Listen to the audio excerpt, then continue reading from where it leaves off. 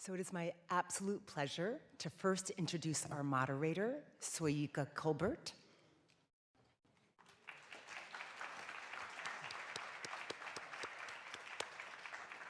And the filmmakers, Joe Brewster and Michèle Stephenson.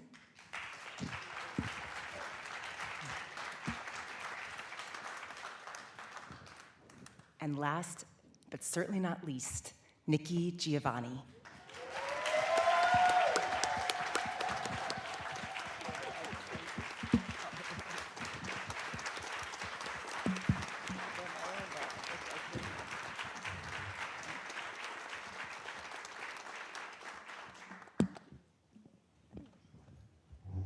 I have to thank all my Delta sisters that I see out there for,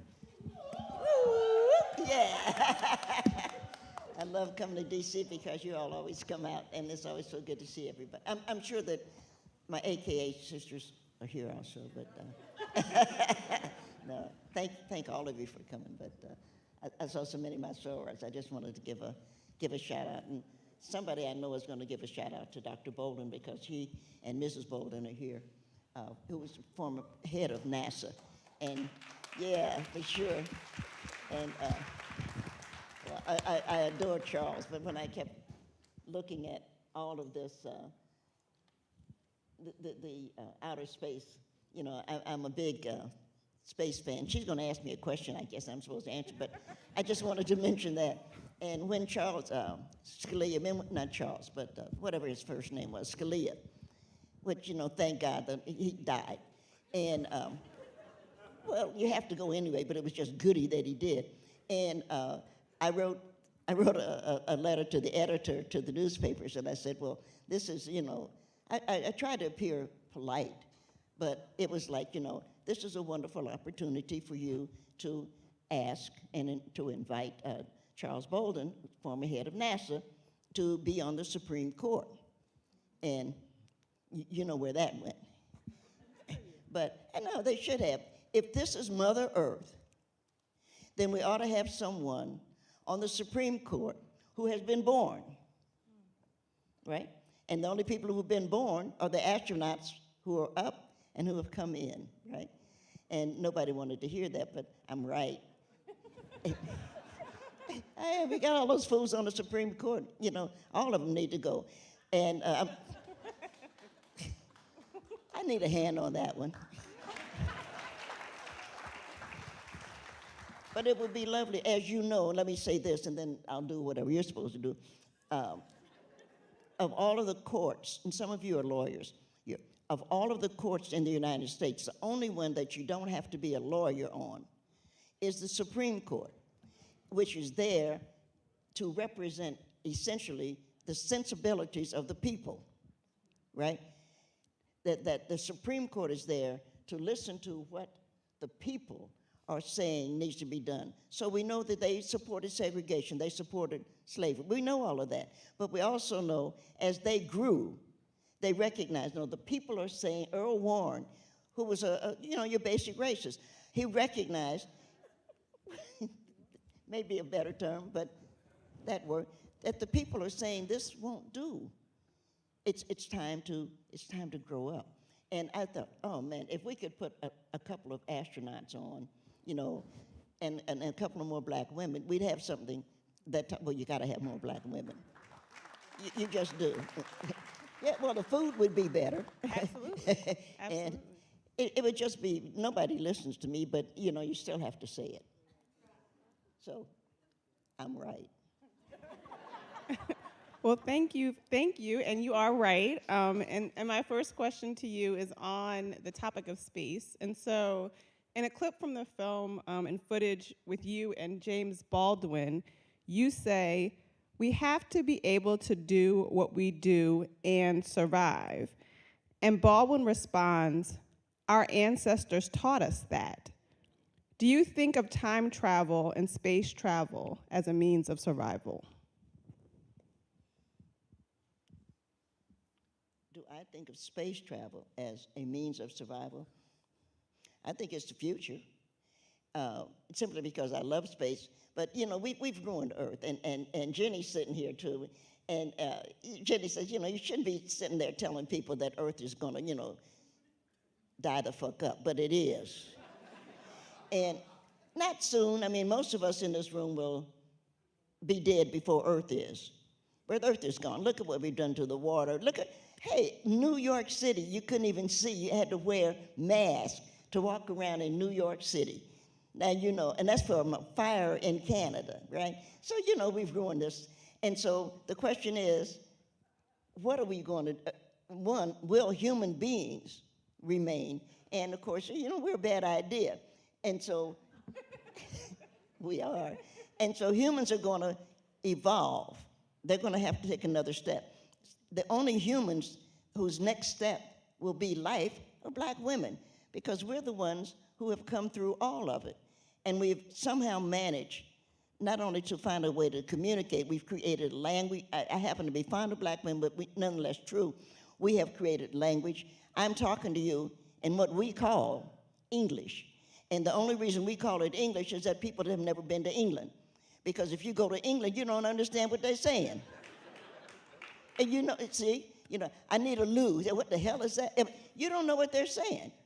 And so we speak American. Why do we speak American?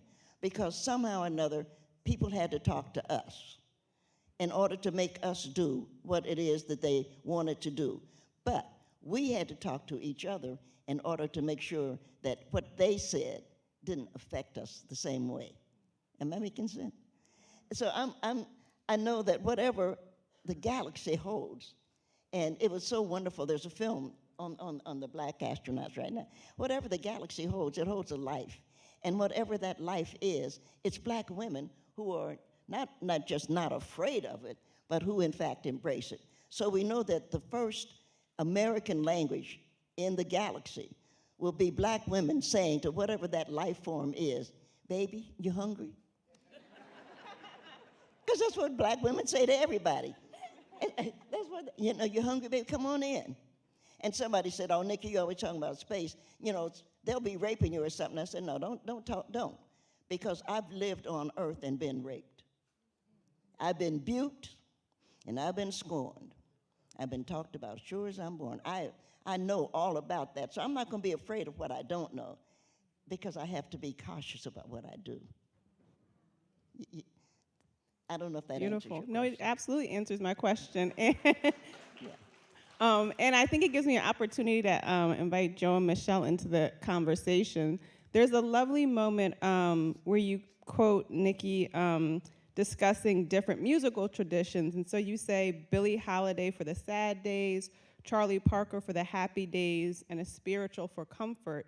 And in watching the film this time, I was also cognizant of all the black dance tradition, particularly the sequence of black girls dancing that you highlight in the film.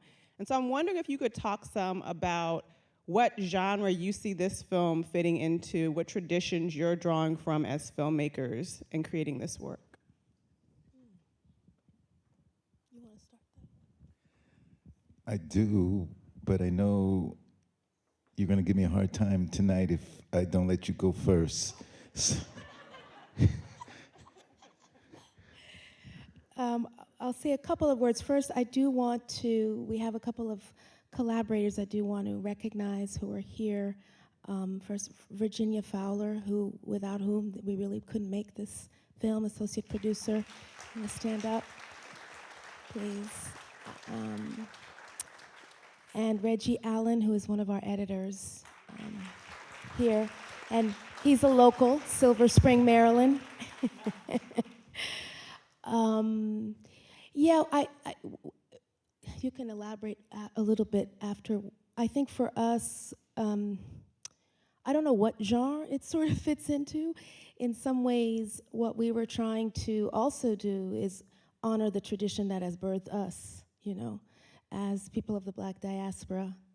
My roots in the Caribbean, the idea of being in conversation and call and response. Can the visuals also be in conversation with the narration, with the poetry, and with the music? And can the visuals speak to more than just illustration? And we culled from that tradition of dance and communication that comes from, these magical realist stories I grew up in. And so we were very intent on thinking about that with every frame. We call it sort of this Black Atlantic aesthetic we're leaning into that doesn't come from a European tradition necessarily. It comes from our roots with African traditions of voodoo or other religious expressions where there's a holistic approach to all these different levels that we can feel, and of which I think poetry sort of embodies as well. You want to elaborate on it? So my father was a preacher. He had a church in South Central Los Angeles. There were 500 people there. It was a beautiful experience. And so when we think about cinema, we basically try to channel our own experience. And it's a very powerful experience. We know what's dramatic. I see it every day in Brooklyn and the streets of DC.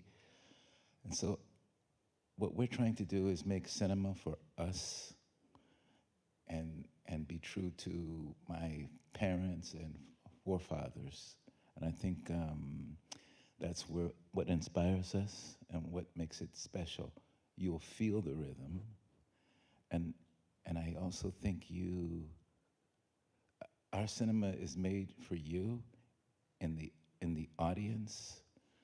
And so what we try to do is imagine you interacting with the screen and the message, and that really is a powerful tool.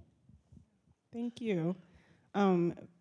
That's really lovely, and it makes me think some also how you're intervening and telling the story of political histories. And so, Nikki, this question is for you.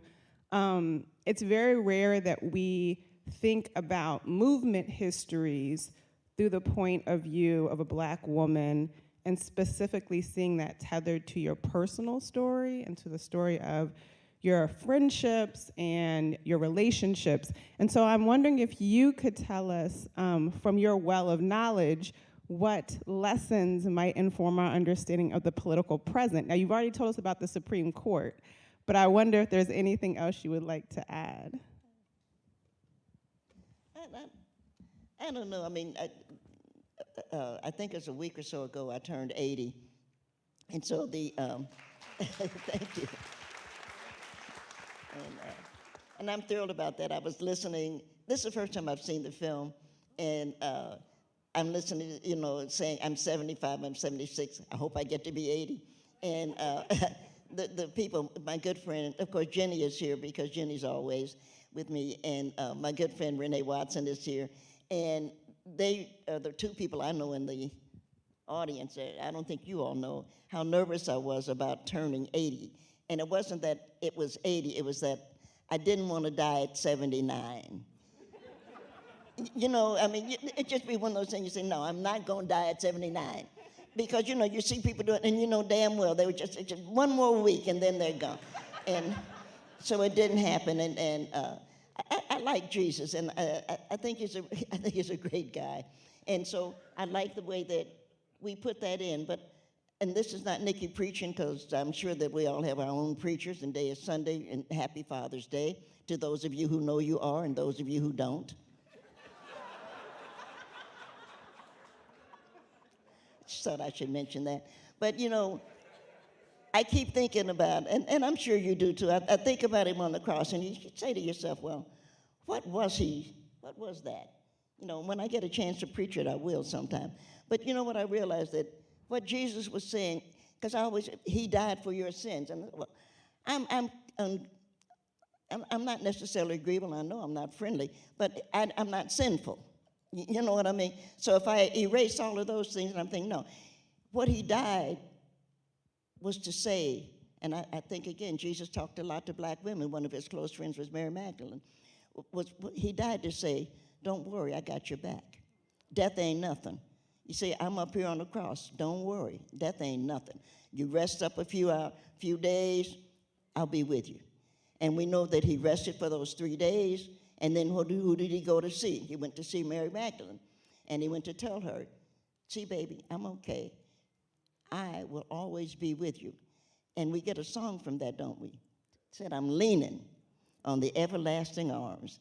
And black women know that more than anybody on earth, no matter what else is going on. We know we are leaning on those arms. I thought, yeah, he didn't die for somebody's sins. He died to tell us, don't worry about death. Don't worry about it. I'm with you. And so I kind of like that. I like Jesus. I think he's just a good guy. He was polite. He was smart. You know, the things you want in a son. Well, Mary was very proud of him. And Jesus was smart enough to tell John, because you know the rest of them people, you know, Peter and them were no good. I mean, I asked the Catholics in the church to forgive me. But, you know, if you start to talk about what was important, John, the beloved disciple. And he said to John, take care of my mother. And so, of course, we're still looking for her bones in Turkey right now. But we know that John took care of Mary. That we know. I mean, that's without doubt. And I had a mother, and so you've heard most of that story because I was listening to that. And I'm not Jesus, but I understood that that's a duty too. You take care of the people. And I think that's what Jimmy and I were discussing. You take care of the people that you love. Jimmy said, and I didn't see that. I don't know where it is in the film because I haven't looked at it in a long time. Well, you have to pay rent, and that's why the men are upset. And I said, you didn't have any rent money when you were screwing me. So you didn't. So why now I got the baby, all of a sudden you have to pay rent, so you're busy. Or you beating me because you didn't get the rent money there. Don't hand me that. If it's good on side A, it's good on side B. I didn't love you because you had rent money. I loved you because you loved me. And I have a thing, I don't know if Kai, that was my grandbaby, and I'm learning to do that Southern thing, call her my grandbaby. But I have a mirror at home, and it belongs to, you saw the woman in the dress, that's my great-great-grandmother. She was the first, I don't know if we said that, I don't remember, but she was the first person born free of slave parents. And I don't know how it got to me, but there was a little mirror, and it's about that big, and it's sterling silver. And I have it. It came down, I think, from my mother, but I have it nonetheless. And it reminded me, as some of you may not think about or care about one way or the other, you know, you and I can look into a mirror, men or women, we can look in a mirror and know what we look like. But slave women particularly had no way to know what they looked like except through the eyes of the people who loved them. When you just think about it, they had no mirror, they had no way of knowing. Can you imagine growing up and not knowing what you looked like? And all they had to know what they looked like was through the eyes of the people who loved them. And I just think that's I think that's one of the incredible things about slave women, because we've always made sure that we looked at our daughters and sons and our husbands, who didn't always reciprocate, but we've looked at them with love. We made sure that at the end of the day, we looked at them with love so that they would know we care. Am I making sense? Beautiful, absolutely. Yeah. It's true. So unfortunately, our time is tight, but I think we have time for maybe one question if there's an eager audience member who is dying to ask our filmmakers or our most honored guest a question. Okay, I see the hand in the, okay, well. Well, why don't maybe you can project, and then I'll ask one of these, and then we can be an equal opportunity since I asked you all for questions. So the hand all the way in the back, can you project?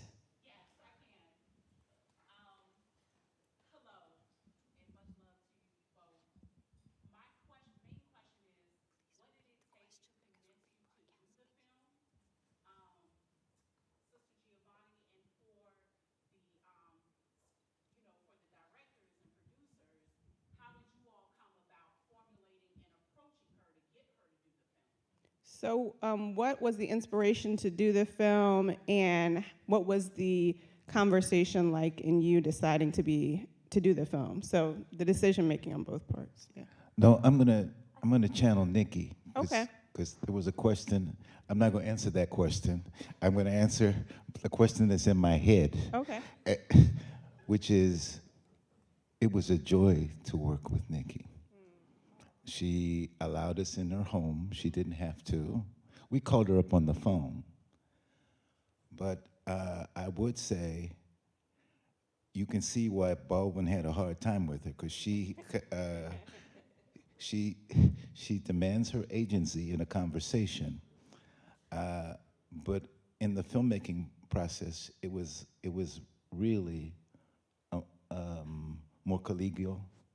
It was, maybe you could tell a story or two, Michèle. Well, we basically just reached out to Virginia by email.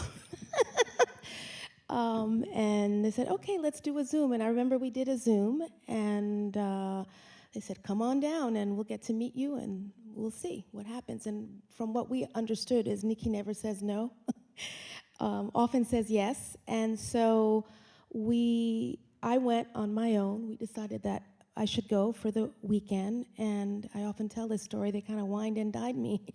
We partied, we had some champagne, and the rest is kind of history. There was just this openness, this embrace of allowing us to enter their space, and we're truly grateful for that. And it was 7 years, you know. One story that I do know, when we were sort of doing tours, following her when she was on tour, on her book tours, and sometimes she would introduce the documentary team as, and say, well, these are the documentarians following me. They're waiting for me to die so they can finish their film. Because it was like, this is taking a long time. So that's one anecdote that I remember, but it's been a really wonderful collaboration. I don't know if Nikki wants to say a little bit more about letting. I had, Jason, who was here with me, Jason Anthony is my dear friend, and I love him so much, but my lawyer wanted to have a birthday party. This is gonna be a long, because nobody ever asked me. My lawyer wanted to have a birthday party for my 80th. Her husband, whom I've known forever, was sick. So I said to Gloria, why don't we have a girl party? And this is gonna be 16 of my, I can't even say closest friend. I probably know 16 people, so we invited these people. But then Mike said, no, I'm coming. And it was like, Mike was very sick. We were totally worried. But when Mike said he was coming, and I've known Stephen, their son, since he was born, Stephen said, well, I'm coming. Well, they have Stephen's son is named Drew, whom I call the governor. And so the governor said, well, I want to come because we're all, and it just wound up. But I lost control of it, which is why we didn't get to have Jason with us. And Kwame didn't get to come either, by the way. But this is a long way. You know, when you have these kind of affairs, everybody, like we're doing, everybody has a little something to say. So people, and they were very kind. People were making, you know, I remember when Nikki did this, that, or the other. And it's just kind of hard, you know, you're just sitting there trying to, you know, laugh when you're supposed to and stuff. And the mic finally gets passed. And this is in answer to your question. The mic finally gets passed to Jenny. And all she had to say, she got the biggest hand in the house, was, I'm Jenny. Because everything that happens, she runs not the calendar, but probably my life. Jenny came to me and she said, these people, she want to do a film on you. And I like, why, first of all? And she said, well, you're important. I said, I'm not, you know, I'm just a poet. And I've seen too many people they get crazy. And so I didn't want to get crazy. That's why I'm not rich, I guess. I just didn't want to be controlled by either my image or somebody's idea of money. And so I said to Jenny, I don't know, I'm not sure about this. She said, well, Michèle is coming down, why don't you meet her? And it was no point in me meeting Michèle, because if Jenny said yes, it's going to get done, because that's the way. It's the two people who run my business are Jenny and Gloria. And so between the two of them, that's the way that's going to be. And so it was like, whatever you say. But we, of course, did enjoy meeting you. We enjoyed meeting Joe, we enjoyed meeting your son and stuff, and it went on, and that's how that happened. But it happened, and we now will have it corrected by the New York Film Festival, which this film is going to, and we're very glad. Jenny, thank you very much. Jenny's co-producer, and it got left off. You saw the, but she did. I mean, she had more to do with it. This is really not what you would call me as much as my work. And so I thought what I needed to do was stay out of everybody's way, because otherwise you get involved. I was a very, I don't want to say very close because she had a lot of close friends, but I was a pretty close friend of Maya Angelou. And Maya, for those of you who know her, were vain. And she always wanted to control, really, everything, in all fairness. When you see that stamp of Maya's, she picked that photo. She picked her, honestly, she picked her eulogy. She did all of that. And I thought, one, I'm going to be dead. So the sensible thing for me to do is stay out of it. And so the three of them, Michèle and Joe and Jenny, actually did the film. And I'm glad to be here in Washington. I'm glad to have seen the film. And I knew most of the people and remembered most of the people in the film. And I saw my son when he was little, and I hadn't seen those pictures, and I was so glad. But, you know, I was just like, stay out of it. Because once you get into it, there'll always be something that you wonder, well, why didn't they add that? Or why didn't they, you know, so I'm just a poet. And so what my job to do is to write, which is what I did. And I love that. I really do love that poem, you know. The part of the poem that says what we need. Because for those of us who are history majors, my son, by the way, went to Georgetown Law. But for those of us who are history majors, you know, one of the reasons that the earlier European explorers had time, couldn't find their way to what we now know to be the New World, is that they didn't have, now don't laugh, but they didn't have any alcohol, and they didn't have any women. So the first ships that were going out were a bunch of guys, and as you know, they killed each other, they fought each other, and did other things that were unattractive. And then they, and then they realized what I need is alcohol, and your history major, and we need women.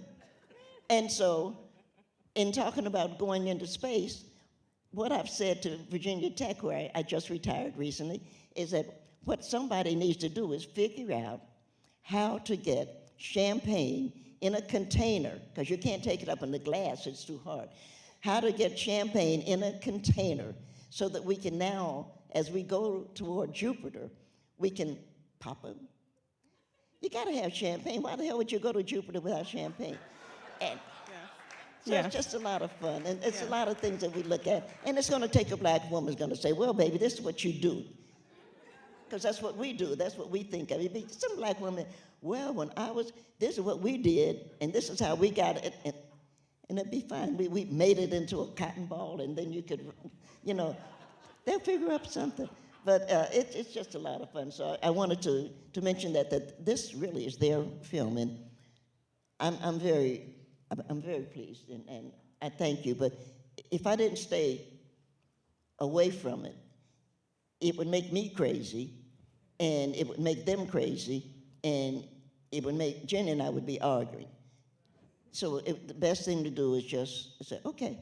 And that's a long answer, but I just want to explain how that, or as they said, I'm Jenny, but I'm not. She's Jenny, and I'm not. So that's how it worked out for me. Yeah. So my last question for you is from the audience. The soundtrack of the film is beautiful. Could you talk about, this is to you, Nikki, could you talk about your voice as an instrument, your words as melody? Oh.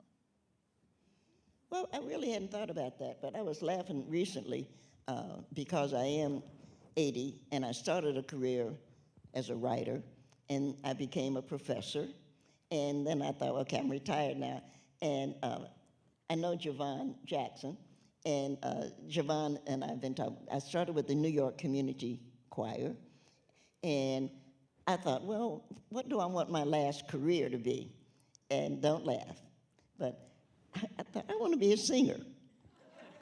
And so I do, and I said to, thank you, but I said to Javon, well, I want to be a singer, but you know, I really can't sing. And he's heard me sing, so he agrees, but he did it nicely. And so what he said was, you know, well, a lot of people can't sing and they're making records too. So, so that's what so my voice to me, it's not, I've heard myself talk, and I know I would never hire anyone else to read my poetry, because I read my poetry. I read it better. But my mother, and you have to deal with mommy, but mommy liked a lot of, time after time, we sang that at her funeral. It was one of her favorite songs, or The Folks Who Live on the Hill, songs that nobody knows, actually. And so Javon and I have been working together, and I've been singing. And my dream right now, to tell you the truth, all of it, and I hope it works, is I want to go to the Apollo, and I want to do Live at the Apollo, because I started my career at Lincoln, not Lincoln Center. Yeah, Lincoln Center is here, isn't it? At Alice Tully Hall. And I want to, and I say end, but I don't mean drop dead, but I want to end it at the Apollo. And the only problem we're having right now is I want the house to be free. I want a free house. And other people feel differently about that than I do, and I'm right, and I'm going to win. But I am. But I really want to do this live at the Apollo, some of our favorite songs. Just, hey, what the hell? I mean, nobody can. I mean, who thought Billie Holiday could sing? And then it's one of the most incredible voices, and of course, you know, Violets from My Fur is just beautiful. John Coltrane does a great instrumental version, but the vocal version is Billie Holiday. You bought me violets for my, I mean, you can't beat her. And so it's just some things you think, well, that's going to be my last career, because by then Jenny will put me in an old folks home, and I'll miss everybody, but she'll say, well, she's fine. You know, you say, she's fine. So that's where, that's a long way of saying it, but I have, and I find it easier, like many people in my, and I say it again, and I'm not being humble, but being a poet, you can't really get that involved in permissions, because you'll end up, it'll make you crazy trying to figure out how to give this permission for free and how to do that. So I sold them back to to my publisher. So that's out of my way, and we just sold the auto out, and so these are out of my ways. So now I'm free to do a whole nother, and don't laugh, I know you all won't, but I hope to come back. Actually, I have to call Oprah, I guess, and beg her, but you know, I hope to come back to DC. I want to do the Apollo free. I think it should be a free house, just because the Apollo is historically so important. And you've got to give something back. And sometimes people forget that too, because everybody's like, well, you know, we need to make money. Well, you know, that's why guns are there, you rob people. That's why, whatever. But you know, everything can't be that you're gonna make money, because you're not gonna make money on everything. And anybody can stand on the corner for a couple of days and make some money. And if you don't, call me, I can show you how to do it. I mean, hell, you can do that. Hey, baby, what you want? Yeah, you're gonna make some money. So money is not gonna be the problem. And I wanna do this free because the Black Americans, my people, have been good to me. And it's all I have is my voice. And so I want them to be able to, I want us to be able to share this moment of this ending, and it is an ending of my career, because one started when I was 25, and I'm 80. I'm not gonna be running around the world. I'm too old and don't care that much. But I want to have it there. And if that's the case, then we'll be able to bring it to DC, and we'll be able to bring it to, you know, some of the other, just a few, Detroit, a couple of cities, and be able to share with the people who have been so kind to us. And I think people forget to to be kind to the people who've been kind to you, you know, because what are the chances? And I laugh about it, but even at 80, I can stand on the corner for a day and get some money. I know I can. I know, you know, there's some things you know what I'm saying? And you gotta have that kind of credit. And somebody say, ooh, you shouldn't be standing on the corner. Where you want me to stand? So life is interesting. And so there's just some things you want to do. There's just some things. Would you please join me in thanking our brilliant, brilliant artist and the brilliant Nikki Giovanni?